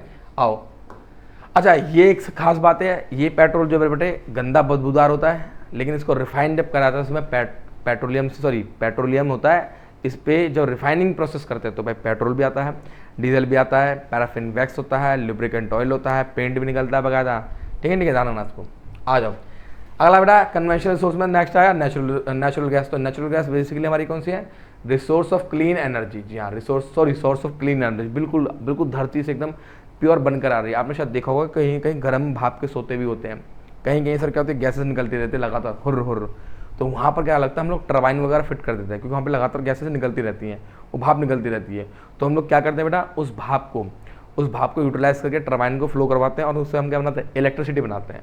तो ये नेचुरल गैसेस वहाँ भी आती है। इवन इन नेचुरल गैसेस को हम लोग स्टोर करके पेट्रोकेमिकल इंडस्ट्री में, साथ साथ किसमें, व्हीकल्स में भी यूज़ करते हैं। और इसका एक बहुत बेहतरीन उदाहरण है, इसको रट्टा मार लो, पक्का आने के चांसेस रहते हैं इसके। पूछो कैसे, क्योंकि मेजर गैस पाइपलाइन जो हमारी वो 1700 किलोमीटर की एक है, जो कि हजारिया से विजयपुर, ठीक है, विजयपुर हमारा एमपी में, जगदीशपुर हमारा यूपी में, यहाँ से होते हुए क्या मुंबई में, और बेसिन से होते हुए क्या, हाँ, मुंबई बेसिन तक पहुँचती है, जिसके अंदर फर्टिलाइजर्स भी होते हैं, पावर भी होती है, इंडस्ट्रियल कॉम्प्लेक्सेस को ये चीज़ें पहुँचाता है। ध्यान रखना, ये इंपॉर्टेंट है, ये वाली, ये वेल्ट इंपॉर्टेंट है। 1700 किलोमीटर लेंथ याद रखना। और कौन कौन सी जगह हैं, हजारिया, विजयपुर, जगदीशपुर, मुंबई हाईका और बेसिन, ठीक है, ये ध्यान रखना मेरे भाई, ठीक है। अब प्रोड्यूसिंग स्टेट इसकी कौन कौन सी है, कृष्णा गोदावरी रिवर बेसिन जो उसके आसपास के इलाके हैं, मुंबई हाई हो गया, गल्फ ऑफ कम्बे हो गया, अंडमान हो गया, निकोबार हो गया, ये सब क्या है, स्टेट्स है फालतू की, ठीक है भाई, ध्यान रखना। आगे सुनो next, thermal electric. Oh my god Guruji, ये कैसे बताओगे आप हमें, लो भाई साहब, सिंपल सा सीन है। हम लोग बेसिकली क्या करते हैं, हीट पावर से क्या प्रोड्यूस करते हैं, इलेक्ट्रिसिटी प्रोड्यूस करते हैं। ये मेरे बचपन में मास्टर ने सिखाया कि एक बर्तन ले लिया, मान लो बहुत सिंपल तरीका होता है, एक बर्तन ले लिया, नीचे जलाया कोयला या फिर जलाया पेट्रोल या फिर जलाया कोई नेचुरल गैस, उससे हीट बढ़ाई, पानी को बनाया भाप और स्टीम से घुमाई टरबाइन। जब गर्म भाप का प्रेशर पड़ता है ना, तो वो एक नॉर्मल प्रेशर से बहुत तेज होता है। अब आप सोचो गुरुजी, बनाने को तो हम पंखा भी चला सकते थे, हमने भाप ही क्यों मारी, जो गर्म भाप होती है वो बहुत तेज़ी से निकलती है, क्योंकि जो गर्म एयर होता है ना वो बहुत तेज फ्लो करती है एज़ कम्पेयर टू क्या, ठंडी से, यही वजह है। इसीलिए हमने क्या करा, गर्म भाप का यूज़ करा और हम क्या कर रहे हैं, इलेक्ट्रिसिटी को जनरेट करना स्टार्ट किया, किससे, हमारा थर्मल इलेक्ट्रिक से। साथ साथ मेरे बच्चे ये कहता है all usage of electrical energy. जी हाँ, हर जगह जितने भी इलेक्ट्रिकल आइटम है सब में यूज़ करी जा रहा है आज की डेट में, हर जगह में। अच्छा, प्रोड्यूसिंग स्टेट क्या, दिल्ली में, हाँ, ये दिल्ली में जाओ, एनटीपीसी में लिखा है, एनटीपीसी है नहीं, एनटीपीसी नहीं है, बदरपुर में, लेकिन हाँ बदरपुर में इसका है एक इंद्रप्रस्थ है कि, हाँ जी। यूपी में कौन सी है, पनकी, तमिलनाडु में क्या है, नेवाली, और कौन है, मैनी मोर, और भी जगह में प्रगति मैदान, हाँ ये रहा, हाँ ये याद है, लो ये भाई सब प्रगति मैदान में ही है। अच्छा हाँ, याद आया, प्रगति मैदान में वो देखा था मैंने एक बार कि वहाँ पे ना जो साइड में जो आईटी के पास एक रास्ता जा रहा है वहाँ पर, दूसरा बवाना में, दूसरा दिल्ली में क्या है, बवाना, लो जी लो, प्रगति मैदान और क्या बवाना। तो ये आपकी दो जगह ऐसी होगी जहाँ पर हमारा क्या है, ये थर्मल इलेक्ट्रिक पावर चल रहा था, जस्ट इमेजिन। नेक्स्ट है हाइड्रो इलेक्ट्रिक। भाई साहब हाइड्रो, पानी पानी पानी, जी हाँ, दिल है क्या, ब्लू है पानी पानी। ये डैम बनाया मेरे बच्चे, सिंपल कॉन्सेप्ट, पानी को रोका हमने यहाँ पे, पानी को भाई साहब छोड़ा, जब पानी छोड़ा जाता है, पानी से पंखा घूमता है तितली से। आपने शायद पिक्चर देखी हो, स्वदेश पिक्चर देखी हो शाहरुख खान की, तो शाहरुख खान ने भी तो क्या कर रहा था, टरबाइन को घुमाया था, याद करो। शाहरुख खान ने भी तो क्या, पानी को छोड़ा, नीचे गीता खड़ी थी, गीता देख रही थी, पानी आ रहा नहीं आ रहा, टरबाइन घूम रही नहीं घूम रही है, टरबाइन घूमी भाई एक सर्टन क्या आता है, मतलब क्या होता है, घूमने का राउंड आता है जिसमें क्या होता है वो इलेक्ट्रिसिटी प्रोड्यूस होना स्टार्ट हो जाती है, ठीक है। दाना तो बेसिकली हम क्या करते हैं, डैम्स वगैरह बना के इन सब चीज़ों को यूज़ करते हैं। और ये सर क्या होता है, टाइडल वेव से भी यूज़ होता है। जी हाँ, टाइडल समुद्री जो किनारे थे जब पानी आता जाता है उनसे भी हम क्या बनाते हैं, टरबाइन लगा के क्या करते हैं बेटा, इलेक्ट्रिसिटी बनाते हैं, ठीक है। हमारे यहाँ पर दामोदर वैली है, कोपली हाइडल है, और क्या बाखरा नागल डैम है। ये वो डैम्स हैं जहाँ पे जनरली हाइड्रो इलेक्ट्रिसिटी बनाई जाती है, और आज की डेट में इनका बहुत बड़ा योगदान है। हाइड्रो इलेक्ट्रिसिटी भाई अब ज़्यादा योगदान मतलब बढ़ता जा रहा है। पूछो क्यों, ऑब्वियस सी बात है, कोयला वगैरह खत्म होने वाले हैं।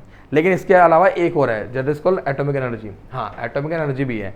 एटॉमिक एनर्जी वो एनर्जी है मेरे बच्चे जिसके अंदर मैं आपको छोटा सिंपल सा एक मतलब चाइल्डिश सा उदाहरण बताऊँगा।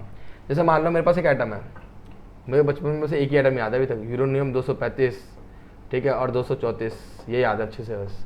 हमारे मास्टर कहता था कि एक एटम जब टूटा तो 3 बन गए, ठीक है, फिर उन्होंने बोला फिर एक एटम टूटा फिर 3 बन गए, तो ये लगातार लंबा प्रोसेस होता है। तो इस केस में क्या होता है, जब that is called nuclear fission, nuclear fission, यानी कि नाभिकीय विखंडन। हिंदी में क्या बोलते हैं, नाभिकीय विखंडन, नाभिकीय, अब हिंदी में चलो यार न्यूक्लियर लिखो, नाभिकीय नहीं लिख पाऊंगा हिंदी में, तो that is called nuclear fission कहता है। इसमें क्या होता है, हीट बहुत प्रोड्यूस होती है, तो उस हीट को सर क्या होता है, पानी के थ्रू क्या होता है, ठंडा किया जाता है, उसका वेपराइज करा जाता है। जब वो वेपराइजेशन हो जाता है उससे फिर टरबाइन को घुमाया जाता है, तो दैट इज कॉल्ड क्या, एटॉमिक एनर्जी, ठीक है जी। और ये भाई देखो यूरेनियम, अगर मैं मालूम 1.5 किलो का अगर 1 kg यूरेनियम है या फिर 2 kg यूरेनियम है, अगर हम इसको तमीज़ से यूज़ करूँ, तमीज़ से भी यूज़ करूँ, तो कहीं ना कहीं लोगों का कहना ये भी होता है कि पूरे एक देश को ये एक दिन की बिजली दे सकता है, इतनी हीट होती है लगा लो। तो इसको ऐसा कि इसको इस तरह से यूज़ करा जाता है कि इसकी हीट को कंट्रोल भी करा जा सके, क्योंकि अगर ये फटेगा तो भाई साहब जाने को एस्टिस हो जाएगी। आपने देखा ना वो हिरोशिमा नागासाकी पे क्या हुआ था, तो एटॉमिक बम फटा था, तो आज भी बच्चे कैसे आर्टेडा पैदा हो रहे हैं लगा लो, है ना। और प्रोड्यूसिंग स्टेट कौन सी है, उत्तर प्रदेश, गुजरात भी है, तमिलनाडु भी है, कर्नाटक भी है, महाराष्ट्र भी है इसमें। लाओ जी, सोलर एनर्जी भाई साहब बिल्कुल नया नया एकदम, बिल्कुल आपको सिंपल सी है, बहुत बहुत प्यारी एनर्जी है। लेकिन सबसे बड़ी बात है, सोलर पैनल को लोग बहुत ज़्यादा यूज़ नहीं कर पाते हैं। क्यों नहीं यूज़ कर पाते सर, थोड़ा महंगा ही पड़ता है। खास बात है, जिस दिन धूप नहीं आई उस दिन तुम क्या हो जाओगे, बिना बिजली के मर जाओगे। आप जैसे दिल्ली के अंदर ले लो, पिछले 15 दिनों से दिल्ली में बादल मंडराए हुए हैं। तो एक बात हो, जिनके यहाँ सोलर पैनल लगे, जिन बेचारों के यहाँ पता है चार्जिंग हुई नहीं होगी, समझे। तो इसीलिए थोड़ा सा इसका नुकसान भी, लेकिन ये वहाँ पर काम कर रहा है जहाँ पर क्या होता है, एटमॉस्फेयर बहुत क्या होता है, साफ रहता है, यानी कि बहुत ज़्यादा धूप पड़ती है। जैसे राजस्थान में सबसे खास बात है, राजस्थान में सोलर पैनल बहुत अच्छे चलेंगे, सबसे बेस्ट चलेंगे वहाँ पे, क्योंकि वहाँ पे हीट का बहुत ज़्यादा वो है क्या फ्लो है, और साथ साथ वहाँ पे हवा का भी फ्लो है, समझे, विंड एनर्जी, वहाँ पे पवन चक्के बहुत अच्छे चलेंगे। तो उनसे क्या बनाई जाती है, हमारी सोलर एनर्जी बनाई जाती है, ठीक है ना, दानंग नाम। और देखो ये कहाँ पर है, भुज में, ओ माई गॉड, भुज के अंदर, ये भुज का है, गुजरात में पड़ता है, हाँ भुज गुजरात में, ठीक है जी। नेक्स्ट आओ बेटा, ले विंड एनर्जी, अभी तो बात करते हैं विंड एनर्जी की। आ गया विंड मिल्स, लो जी लो भाई, विंड मिल्स आ गया। तो भाई साहब एक बात समझो, देखो राजस्थान आ गया, नाम मतलब राजस्थान भी आ गया। अब ये मत बोला गुरु जी तमिलनाडु पहले आ गया, तो अब इसमें लड़ाई मत करना। जनरली अगर मैं बात हूँ, राजस्थान को मैं ज़्यादा प्रेफरेंस दूंगा इस मामले में, क्योंकि राजस्थान में ये लगाना सबसे ज़्यादा बढ़िया रहेगा, क्योंकि सर वहाँ पर ऐसा कुछ ज़्यादा सीन नहीं है, क्योंकि वहाँ पर इतना लग तो हाइड्रो इलेक्ट्रिसिटी तो बिल्कुल भी नहीं है, ऑब्वियस सी बात है, एटॉमिक एनर्जी भी नहीं है। तो बचा क्या, विंड एनर्जी और कौन सी एनर्जी, तो विंड एनर्जी और ये वाली जो एनर्जी है सोलर एनर्जी सबसे कहाँ पाई जाएगी आपको, राजस्थान वगैरह में पाई जाएंगी, ठीक है। चलो जी ना नेक्स्ट, अच्छा इसमें विंड मिल्स चलती है, पवन चक्की चलती है। पवन चक्की जब मोटर घूमती है, एक राउंड मोटर घूमती है, एक राउंड, तो उसके साइडों में नीचे इधर पीछे की तरफ 2 मोटर और लगी होती है, वो 2 मोटर भी घूमती हैं। जब वो 2 मोटर घूमती हैं तब जाके वो इलेक्ट्रिसिटी का जनरेट होती है, ठीक है। चलो जी, और बिल्कुल क्लीन सोर्स ऑफ एनर्जी, मतलब इसके अंदर कोई धूम धड़ाका नहीं होता, कोई पोल्यूशन नहीं होता, कोई केमिकल नहीं होता, कुछ भी नहीं होता, एकदम प्योर एनर्जी है। विंड और क्या, सोलर और हाइड्रो भी, ना। नेक्स्ट जल्दी आओ, biogas, oh my God sir, सबसे ज़्यादा कहाँ पाए जाते हैं, रूरल एरिया में, गांव में पाए जाते हैं। एक टंकी बना ली, ठीक है, एक टंकी से बना ली, ठीक है, टंकी में क्या डालते हैं, जैसे आप मान लो उल लेते हैं जानवरों का मतलब मल वगैरह ले लिया, फिर गाय का गोबर ले लिया, भैंस का गोबर ले लिया, तो उससे हम लोग कंडे वगैरह बना लेते हैं। तो वो सब चीज़ें इसी में इंक्लूड करते थे, ठीक है। हम लोग क्या करते हैं सर, इसमें एक हमने टैंक सा लिया, सारा गीला कचरा, सूखा कचरा, फलाना कचरा, ढिमाका कचरा सब उसमें डाल दिया, ठीक है। उसमें बहुत दिन तक सड़ता गलता रहता है, तो उससे जो गैस पनपती है, डेट इज कॉल्ड क्या, बायोगैस, ठीक है, बायोगैस। अच्छा इसमें एक बात बोली गई है कि रूरल एरिया में है, ठीक है, रूरल एरिया में, और बेसिकली इसको हम मैन्योर के रूप में, जी हाँ, खाद के रूप में भी यूज़ कर सकते हैं, जी हाँ, खाद के रूप में, जी हाँ। सड़ गल गया, 2 फायदे हो गए, एक तो गैस मिल गई और एक आपको क्या मिल गया, खाद भी मिल गया। तो सर इसके 2 बेनिफिट्स होते हैं। सबसे बड़ा है एफिशिएंसी सही है। एफिशिएंसी का मतलब है कि जिनके पास इतनी एफिशिएंसी नहीं है कि वो चीज़ों को परचेज कर सके, है ना, ये पवन चक्की लगा सके, सोलर पैनल लगा सके, तो उनके लिए सर क्या है, ये बायोगैस प्लांट बहुत बढ़िया क्या है, जुगाड़ इस चीज़ का। कहाँ पर, और सबसे ज़्यादा कहाँ पाया जाता है, रूरल एरियाज के अंदर पाया जाता है, ध्यान रखना इस बात को, ठीक है। मीथेन, हाँ मीथेन, जैसे आपने देखा, इसका एग्जाम्पल याद आया, इससे एग्जाम्पल याद आ गया, नाले बहते थे हमारे बचपन में, नाले बहते थे हमारे गलियों, हमारे मोहल्ले, स्कूल के पीछे हमारा नाला था। तो वहाँ पे हम लोग क्या करते थे, खेलने आते थे, मैं वो निकालते थे, पत्थर से रेल निकालते थे, तो यहाँ पे ना वो गैस निकलती थी, गैस बुड़ बुड़ करके। तो बच्चे क्या करते थे, माचिस की तिल्ली डाल के उसमें आग लगाते थे। तो हम सोचते भाई नाले में आग कैसे लग गई, तब पता लगा वो जो कीचड़ नीचे सड़ गया, गल गया, तो उससे गैस बन रही है। तो गैस निकल रही है, इसको क्या, मीथेन, समझे, मीथेन गैस है वो, CH4 आओ टाइडल, ये तो पहले बताया था मैंने, ज्वार भाटा आता है जाता है, तो सर हम लोग क्या लगाते हैं वहाँ पे, बेसिकली टरबाइन लगाते हैं, जिससे टरबाइन घूमते क्या होता है, हमारी इलेक्ट्रिसिटी जनरेट होती है।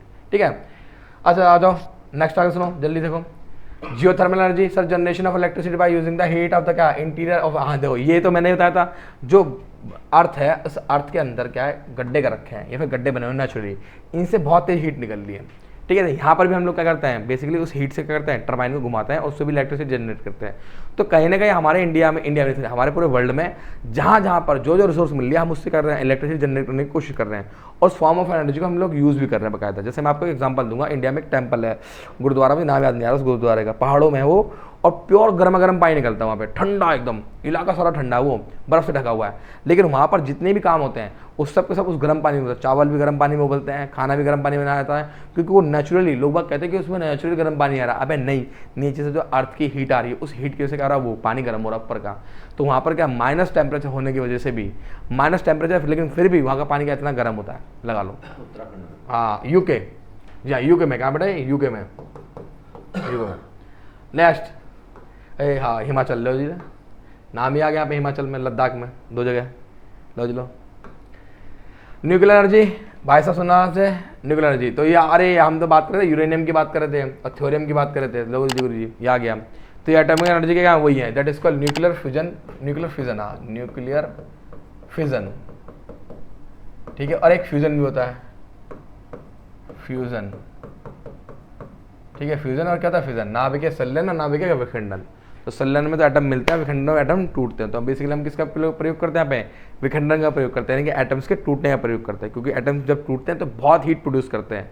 इसका एक और उदाहरण है, जैसे सूरज है हमारा, सूरज पे क्या होता है, नाभिकीय संलयन होता है, यानी कि क्या न्यूक्लियर फ्यूजन होता है, वहाँ पर क्या होता है, हाइड्रोजन हाइड्रोजन मिलकर हीलियम बनाते हैं, और सोचो आप हाइड्रोजन हाइड्रोजन मिलकर हीलियम बना रहे हैं तो इतनी क्या हो रही है, हीट प्रोड्यूस हो रही है। जस्ट इमेजिन, दुनिया का मतलब वैज्ञानिकों का दो कॉन्सेप्ट है, तो एक उनका कहना है कि अर्थ ने अपने आधा जीवन जी लिया, लेकिन जिस दिन ये सारे के सारे हीलियम में प्रोड्यूस हो जाएंगे हाइड्रोजन हाइड्रोजन मिलकर, तो उनको मानना ये है मतलब कहना ये फिर दोबारा टूटेगा, किसमें हाइड्रोजन में टूटेगा, जो कि मुझे लगता नहीं कि टूटना चाहिए। उनका मानना है कि सूरज ज़्यादा ठंडा हो जाएगा, ठीक है, ब्लैक होल बन जाएगा, या फिर ये टूटना चालू हो जाएगा। अगर ये टूटा और ये टूटा, इसमें क्या स्टार्ट होगा, फिर न्यूक्लियर फिजन स्टार्ट होगा, फिर नाभिकीय विखंडन शुरू होगा। तो सर क्या हुआ, एटम टूटेंगे, जब ज़्यादा एटम टूटेंगे तो और हीट आएगी। अभी सोचो फ्यूजन में इतनी हीट हमें मिल रही है, 50 डिग्री 60 डिग्री मिल रही है, तो उस समय सोचो 100 डिग्री पहुंच जाएगी, हम जल के राख हो जाएंगे, है नहीं है।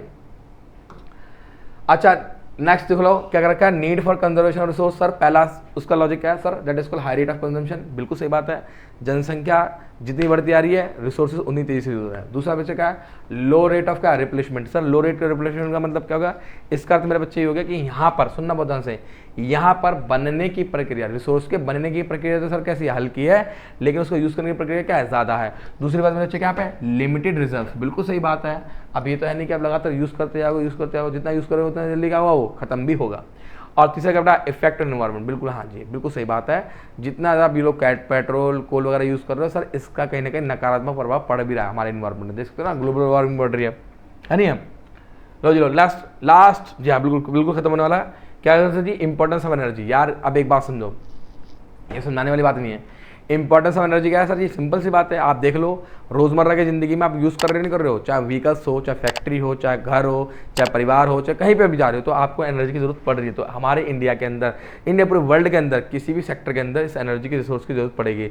चाहे एग्रीकल्चर को ले लो, ट्रैक्टर चल रहे हैं, ट्रांसपोर्ट को ले लो, ठीक है, कमर्शियल सेक्टर को ले लो, तो इसलिए आपको इन एनर्जी के रिसोर्सेज को बचा के चलना पड़ेगा। अदरवाइज आपको क्या होगा, आने वाले समय में ये रिसोर्सेज क्या हो जाएंगे, दी एंड हो जाएंगे, फिर किससे काम करोगे बाबू, सोचो जरा, ठीक है।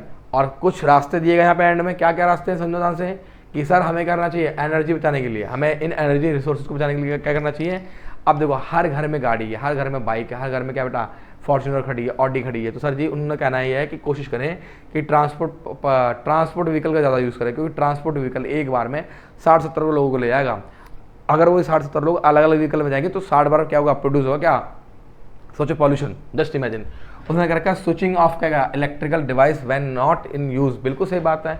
अब एक बात सुना, कुछ लोग क्या होते हैं भैया एसी चला के छोड़ दिया, फ्रिज चला के छोड़ दिया, कंप्यूटर चला के छोड़ रहा, पंखा चल रहा है, 4-4 घंटे पंखा चल रहा है, क्यों चल रहा है भाई, बंद कर दो, फालतू में बिजली फेंकने की जरूरत क्या है भाई। वो बिजली स्टोरेज में रहती है, वो बिजली स्टोरेज में रहती है, ऐसा नहीं कि बिजली खत्म हो जाएगी, बिजली स्टोरेज में रहेगी। बेफिक्र रहो, जितनी आप जरूरत हो उतना यूज़ करो। उसका कहना ये भी है ज़्यादातर क्या कोशिश करो गैर परंपरागत, क्योंकि जो नए नए साधन निकाले हमने बिजली को बनाने के लिए, जैसे विंड एनर्जी, सोलर एनर्जी, और कौन सी बच्चा हो गया, विंड हो गया, सोलर हो गया, थर्मल एनर्जी, इनका आपको यूज़ करना चाहिए। ठीक है। और लगातार एक बात ध्यान रखना, जितने भी आपके पावर वाले आइटम है उन सबको लगातार चेक करते रहो कि उनमें लीकेज तो नहीं है, कि उनमें समस्या तो नहीं है, कुछ तो नहीं है। ठीक है। ये आप चीज़ों को अगर मेथड को अपनाएंगे तो शायद आपके जो रिसोर्सेज हैं आप उनको सही से बचा के रख पाएंगे, मिनरल्स को या एनर्जी के रिसोर्स को। ठीक है। तो मेरे प्यारे बच्चों देखो, ये तो होगा दी एंड, ये तो क्या दी एंड हो गया। लेकिन भैया मैं आपको अभी एंड नहीं करूँगा, मैं आपको बताता हूँ एक चीज़ और। आपको काम करना है, इसके 2 मार्क 3 मार्क क्वेश्चन करने, 5 मार्क क्वेश्चन करने हैं महाकाल के नाम पे। और ध्यान सुनना एक बात को, मैंने आपको बताया बेल्ट को जरूर याद रखना। इसके मैप पूछा जा सकता है कि कोयला कहाँ पे है। ठीक है, कोयले के ऊपर, किसके ऊपर, कोयले के ऊपर मैप। रिपीट मैटर, कोयले के ऊपर मैप पूछा सकता है, तो आप उसको भी ध्यान रखना। ठीक है। तो चलो बच्चों, आज की इस क्लास के लिए इतना बहुत है। महाकाल के नाम पे हम अगली क्लास के अंदर सब कुछ क्या करेंगे, लाइक ठोकेंगे दबा के। तब तक के लिए अपना ध्यान रखो, सतर्क रहो, सुरक्षित रहो, देखते रहो कैल्विन। मैं हूँ आपका अपना कुलदीप कुमार, मिलता हूँ इसमें नेक्स्ट क्लास में। तब तक के लिए अपना